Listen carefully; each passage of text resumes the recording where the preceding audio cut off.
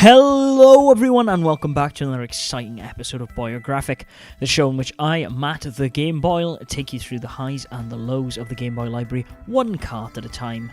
This week we will be looking at a Japanese exclusive based on a popular anime. It's Crayon Shin Chan 4. Because of the Game Boy's booming popularity in the early 90s, especially in its native Japan, it's unsurprising that the Game Boy saw various titles based around the hit animes of the generation, albeit to various quality. There are some Sailor Moon games, Dragon Ball titles, and perhaps more surprisingly to the Western gamer, 5 games based on Crayon Shin Chan, a number only really beaten in the anime category by the Gundam franchise.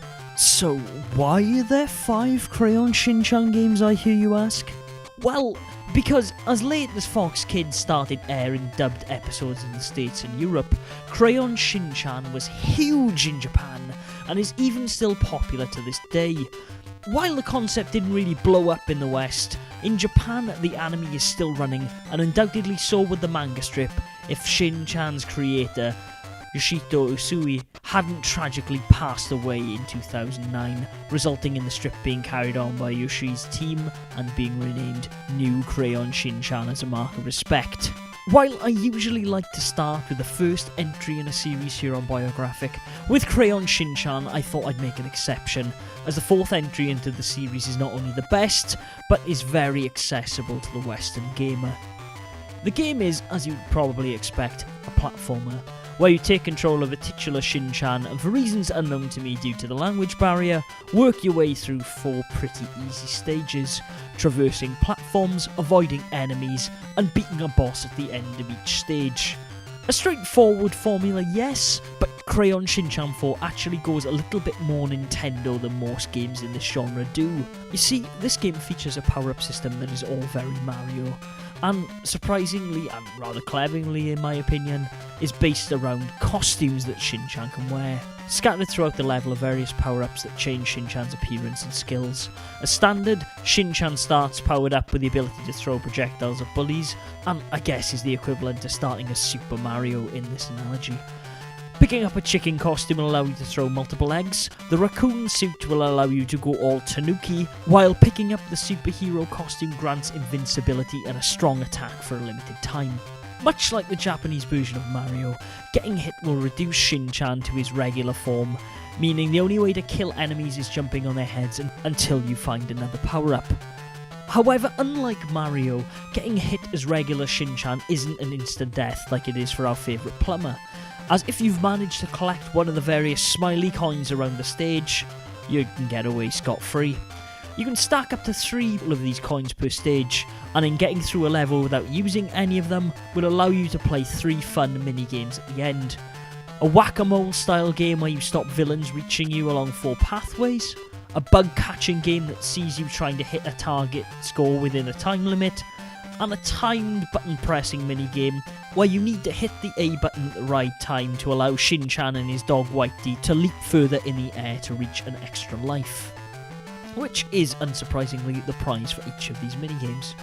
Between each stage, the difficulty of these minigames stacks, and can result in some pretty challenging fun in an otherwise straightforward experience. If you don't want the hassle of going through the stages to play these minigames, however, you can also access them through the bottom option on the game's title screen. The level design in Crayon Shin Chan 4 can be quite nice, and while it's somewhat linear, you can at least traverse the levels in interesting ways by climbing, jumping and falling through platforms, something that is discussed at a very lengthy tutorial video at the start of the game. The artwork all feels like it belongs in the manga, and even those wacky bits that don't, like this boss at the end of the 3rd stage, still look great. I believe this is also the first time I've seen a cart level with shopping carts as opposed to mine carts, which is now what I'll think of anytime I visit a supermarket. The variety of the game's stages, enemies, and later weirdness of its bosses makes Crayon Shin Chan a curiosity that, as while easy, is very enjoyable, and as it is short, pretty easy, requiring little to no platforming prowess. It's perhaps a good game to give to the kids if they're not too put off by the Japanese scenes between stages.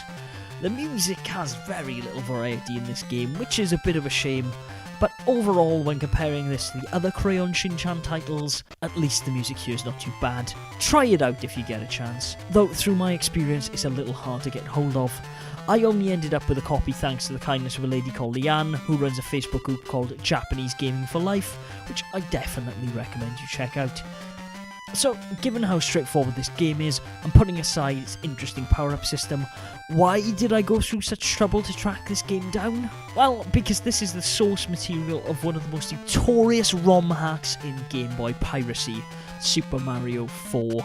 A terribly difficult game that no doubt some of you have experienced on multi-carts or emulated for curiosity. Trust me when I say it's bad. Just how bad? Well, you'll have to tune into next week's Boy Curious to find out. And that brings us to the end of this episode of Boyographic, ladies and gentlemen. I hope you have enjoyed. If you have, please check out some of our other videos where I run through the highs and lows of the Game Boy library one cart at a time. Some Boy Curious videos where I look at some of the bootlegs and oddities of the system. Those that are already up are mainly based on Sonic titles, but as I said, Super Mario 4 will come next week, as well as some others in subsequent weeks after that. And if you like some long plays, you can check out All the Glory, a series in which I cut out all of the deaths, giving you all of the glory. Until next week, Game Boys and Girls, if you haven't subscribed, then please do share this channel with people you may know, and more importantly, game on.